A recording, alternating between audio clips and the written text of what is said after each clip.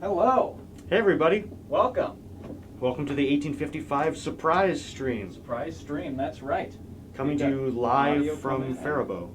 That's right. Sam is running our tech board here as we try out this system for communicating with you guys. That's right. Let me So, just see how it is. Can I hear it? Can I hear it on Facebook? Can I hear it on Facebook? This is the test. we're gonna check it a little bit here. We've never done this before. This is a surprise. Right. For the kids out there. First time for the 1855 crew coming at you from the headquarters. That's So- right. Yeah, we're right here in lovely Faribault, Minnesota. Mhm. Our HQ. Our headquarters. HQ, which is definitely not just in the basement. So, Logan, I know it's hard to be together with family this year, but I'm wondering what plans do you have for festivities this time of year? Yeah, that's a great question. Well, everyone is finding their own ways here. I've been on a leave of absence from college for the last couple of months, so I'm at home with my parents and my younger brother Riley, and that's where I'll be spending Christmas. That's right. That's right. So, how about you? I've been, I think it's just going to be the folks at home. You know, there might be a few small dinners. Sure. After a quarantine period, but pretty small this year. Obviously, you want to be careful with the grandparents and the family, and everything like that. So. Yeah. I think I'm going to see my grandparents outside briefly at some point. Say goodbye to them. They're heading to California for the winter. Oh, the audio's working. Okay, great. Audio is working. Good to hear. So, well, that's kind of what we're up to as we get into this holiday season. We hope you guys are all well, healthy, and happy at home as the holiday season begins with no snow. No snow. Yeah. Excitedly. But that's not all that's going on right now. We want to That's talk right. to you guys about what's going on in the 1855 era. Right. So not the 1855 era.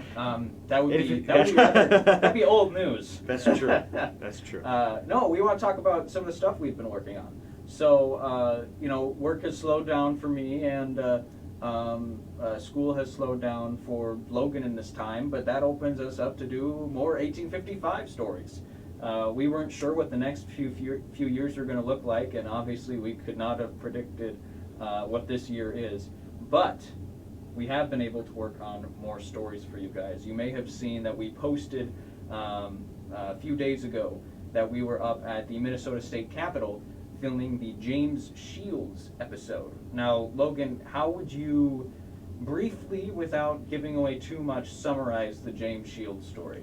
The James Shields story is a story that we've been working on for a long time. In fact, James Shields was mentioned in the very first news article about 1855 5 years ago. Mm-hmm. He was mentioned as a potential story. Famous for he almost got into a lethal duel with Abraham Lincoln. Right. But at the last minute, the duel was averted. And that was our introduction to him. And we discovered over the last few years, especially, we started digging into the story really deep last year. And we spent the last 9 months or so fleshing out the story, writing the actual episode itself. And we discovered that his story is a lot deeper and a lot darker than we ever anticipated. Yeah, quite a character, that one. Mm-hmm. And even looking at the primary sources that we had available to us in our research, just really made him. We always knew he'd be a fascinating figure, and then he ended up being fascinating for all of the wrong reasons. Yeah, we should mention a founding father of Faribault. James right. Shields founded the community of Shieldsville. Mm-hmm. He was one of the first senators from the state of Minnesota. Yeah. And he is the way his story is told, he really is a local icon. Mm-hmm. And he's got statues all over the place. He's just a very dignified and honored individual. He represents the state of Illinois in the U.S. Capitol. That's right. In the actual statuary hall. Mm-hmm. So.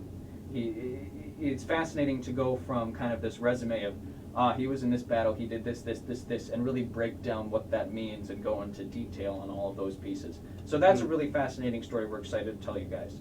Of course, the first episode of season 5 came out in early November, and that was The Pandemic and the Zeman Family. Obviously, this was I don't even know if you can still call it a sore spot. It is currently an open wound for many people to talk about a pandemic, but that was a story that you really pushed for, Logan. That was one you really put your heart and soul into that. For those of you who are relatively new to 1855, generally how this works, obviously we work on everything together, but generally with stories, one of us is taking the lead and one of us has the vision with where we want the story to be told. And Logan, you really led the Zeman family episode. Thanks. Well, I'd been doing research on what had happened in Rice County in 1918, and I just happened to stumble across, at the very end, on the very last page, at the very bottom of a newspaper from Faribault in 1918, was listed just very briefly the story about the Zeman family, and I was grabbed by them. I had to find out as much as I could about these people, and what I ended up finding was a story that I found really beautiful, really personally compelling, and that has a lot of meaning for us today, 100 years later. Several times I've gone out to the cemetery where the Zeman family is buried, and it's a really solemn spot. But I'm really glad we told that story, and I'm really happy with how it turned out. And the response from people in the community has been phenomenal.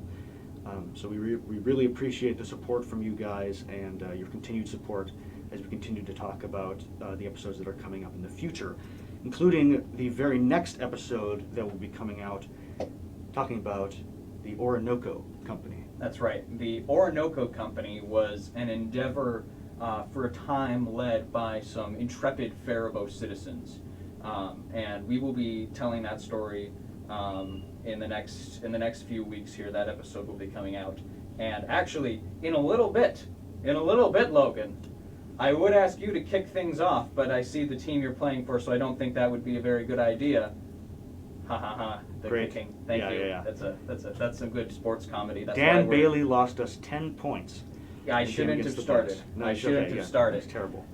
Anyways. We'll be kicking off shortly a quick sneak peek, a clip of the upcoming Orinoco episode where you'll get to meet one of the principal characters in the Orinoco story, Faribault's Donald Grant. Donald Grant was a businessman, a politician, as you will soon hear, and you'll get to hear a little bit about his endeavors in the Orinoco Company. What does the Orinoco Company do? I'm glad you asked, Logan. The Orinoco Company was essentially a group of citizens led by Donald Grant and citizens from Faribault who decided they wanted to start a business enterprise and set up shop along the Orinoco River in Venezuela, in South America. And they essentially were trying to form a Faribault colony in South America. It is an absolutely bizarre story, and that is only the tip of the iceberg. And it's been a lot of fun looking at this story. This is one that we've told in small ways here and there over the years. But it was really fun to be able to dig into this, and there's just so many great images from this time. Mm-hmm. This is when photography was becoming more and more accessible. And it was a lot of fun to not only get old photographs, but we just reviewed a draft of the episode, and it makes a lot of use of political cartoons from the time. So there are just great images. You know, you got William McKinley, you got Cushman Kellogg Davis, you got Theodore Roosevelt. All the hits. All the hits. Well, I guess that's one hit. Yes. But Logan, is there anything you want to say about the Orinoco episode before we show folks? Absolutely, and this isn't what you meant. This isn't what you were implying, but I want to give you a lot of credit for finding all of the awesome, putting a lot of work into the editing of this episode, really taking it from a story that it's a complicated story, and I was really, I was hesitant about whether we'd be able to take this complicated story with so many different actors, so many different people going on, that touches on from Faribault all the way up to the international scale. And you're bringing in images and your use of editing You found a way to make the story really engaging and accessible is a good word for it, actually. So you guys will see some of that work show up here, and that credit goes to Sam. It must So. be Christmas. It must be Christmas. We're just exchanging gifts here. So Logan, why don't you babble for a little bit now? Because this again, the gift for you guys, Logan babbling. This is not the beginning of the episode, so there's a little bit of context that people will be missing. Yeah. So why don't you kind of fill us in on what people will have gotten in the first few minutes of the episode before we jump right into this clip? Absolutely. Okay, so what you need to know is that we're setting up shop in the late 1890s, a time in the throes of the Gilded Age, as Mark Twain called it, when big oil businesses, railroad companies reigned supreme in America, and as America for the first time had finally, as it's called, settled the frontier, and we're looking for new places to expand to. It was in the 1890s that Hawaii became a U.S. territory. The Spanish-American War took place in the 1890s. And this is also a time when states, nations in the southern hemisphere are starting to assert their independence for the first time. And so Venezuela is a nation that's been its own country for a brief span of decades by the 1890s. And at this time, that competing force of South American independence with American expansion meet in this climax in Venezuela, when a group of investors, led by Cyrenius Charles Fitzgerald, initially starts to look for opportunities to buy some land in Venezuela. And it fails horribly initially, but eventually it lands in the lap of a man named Donald Grant, who works with the United States government and the Venezuelan government and the citizens of Faribault to try and build up some land in Venezuela itself. And here's a little bit of information about Donald Grant and about how that story initially works out for them. Donald Grant was very rich. It is debatable whether this wealth was a result of or resulted in his major eccentricities. By pushing his laborers to their limit, Grant was known as the fastest railroad builder in the nation. Donald Grant is responsible for a good portion of the rail across Minnesota, practically drawing out where communities would be centered and how economic prosperity would be distributed across the state. Donald Grant started out as a poor immigrant from Canada and led an unstable life, moving around as a result of economic failings and health concerns. He didn't find sustained professional success until moving to Faribault. Here, he started railroad contracts. Through thousands of miles of rails, Grant connected Minnesota to the economies of different states and nations. This success made him a larger-than-life figure in Faribault, figuratively and literally, because he was a broad, tall man with a big beard.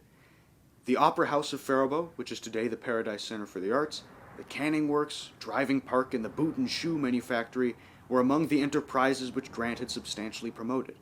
He was a director of the Citizens National Bank of Faribault and was also president of 2 banking institutions in South Dakota. In case you missed it, he was in leadership at some of Faribault's biggest employers and cultural hubs. The name recognition and history of success made Donald Grant well liked by local leadership. In 1892 and 1893, he was unanimously nominated and served as mayor of Faribault. Never outwardly seeking office himself, he nevertheless received the support of Democrats and Republicans. It can be easy to see how the conqueror's ego may have been the teeniest bit inflated by the momentum of his victories. Donald Grant was the Orinoco Company's chief architect and leading investor when he invited several fellow Faribault citizens along with him to check out the company's land in 1895. At Caracas, Venezuela, the company was officially organized and valued at around $1 billion in today's money. Everyone involved was incredibly enthusiastic about the potential to harvest profit from the land around the Orinoco River. The idea of building an economic boom town along the river was a familiar one to the Faribault investors. Their own community was centered here, around the confluence of the Strait and Cannon rivers. and had quickly developed all the industries of modernity.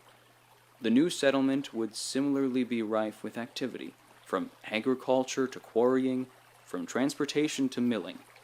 These were the industries which built up the Faribault settlement in Minnesota, and they would be what built up the Faribault settlement on the Orinoco land. In many ways, it must have felt like they were following the destiny of the generation before in creating their own Faribault. So there you go, guys. That's a little hint of some of the characters, some of the themes, and some of the ideas that you'll run into as the Orinoco Company episode comes out, hopefully sometime within the next month or so. So we just want to give a couple thanks here as we're live. We should thank, first of all, the Rice County Historical Society for using a lot of, we went there to get some scans of photos, which you saw in there. Thanks to the Library of Congress for some of the political cartoons and other images as well that Sam found. Thank you to Sam Dwyer. As always, he's our composer, and he'll be putting together some really interesting music for this episode. We're excited to bring to you guys. We've had some really great discussions with Sam about where he wants to take the music for this really interesting episode. So we're excited to bring him along again. Absolutely. We also need to thank, Faribault Community Television. That's another local nonprofit. That's obviously where we air our episodes, and who they help, with some funding. But a lot of budgets are really tight, especially for nonprofits like FCTV and the Rice County Historical Society. Especially now, the Rice County Historical Society, their museum section of the area is closed. So, we're honored when we're able to get in and do research safely in there when possible. Gift shop is open, though. The gift shop is open. Yes. Yeah. And they've got a lot of cool stuff. In fact, that adorns a lot of what's behind you That's right true. now. Yeah. So, and if we're wrong, I think Sue is in the comments. So that's she right. can That's tell right. us. But there are plenty of ways to support the Rice County Historical That's right. Society. We want to show you guys one right now.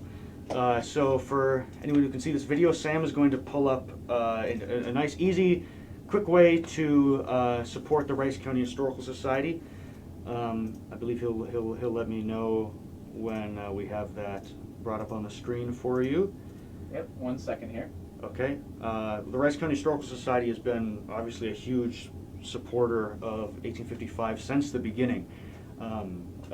Since before it was even a thing, when it was just an idea the two 14-year-olds had, and none of the work we do would be possible without them, including as we continue to try new ideas and work out different things and expand the use of photographs and all that great stuff. So here's the home page of the Rice County Historical Society. It's I believe it's rchs.org. Sam may be able to confirm that for me. Yes or no? Not immediately. Okay, not immediately. It's the Rice County Historical Society homepage. There should be a little section called Make a Difference you can go to, and then Make a Contribution.